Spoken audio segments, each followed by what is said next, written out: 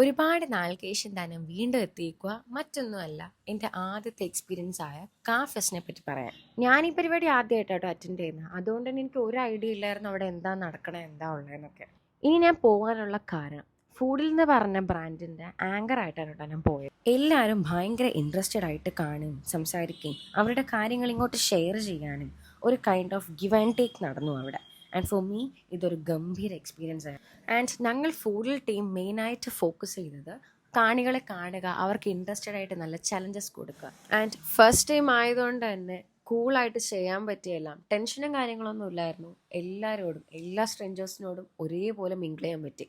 And more over നല്ല ഒരുപാട് സ്പീക്കേഴ്സിനെ കാണാനും അവരുടെ സെഷൻസ് അറ്റൻഡ് ചെയ്യാനും ഓൾസോ പരിചയപ്പെടാനും അവരോട് സംസാരിക്കാനും ഒക്കെ കഴിഞ്ഞു.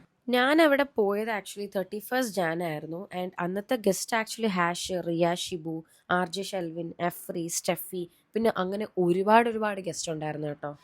I really enjoyed this program. കൂടുതലും കായിൽ പങ്കെടുത്ത ആൾക്കാർ ആക്ച്വലി ചെറുപ്പക്കാരായിരുന്നു. And from this year I am waiting to attend more കാ ഫെസ്റ്റ്. എല്ലാ ഗസ്റ്റിൻ്റെ സെഷനും എനിക്ക് ഒരുപാട് നേരം അറ്റൻഡ് ചെയ്യാൻ പറ്റിയില്ലെങ്കിലും ഹാഷറിൻ്റെ സെഷൻ വന്നപ്പോൾ ഏറ്റവും ഫ്രണ്ടിൽ പോയി നിന്ന് ഞാൻ കേൾക്കുമായിരുന്നു കേട്ടോ എല്ലാം. ആൻഡ് അന്നത്തെ ദിവസം ഏറ്റവും കൂടുതൽ ആൾക്കാർ പാർട്ടിസിപ്പേറ്റ് ചെയ്ത് കാണാൻ വന്ന സെഷൻ ഇത് തന്നെയായിരിക്കും. ആൻഡ് ഈ വരുന്ന ഗസ്റ്റിനെല്ലാം ഹാൻഡിൽ ചെയ്തിരുന്നത്, അതായത് ഇൻ്റർവ്യൂ ചെയ്തിരുന്നത് മാഹി മച്ചാനായിരുന്നു.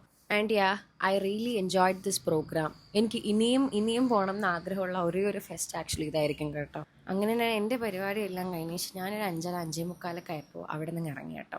അപ്പോൾ ശരി എന്നാൽ ബൈ.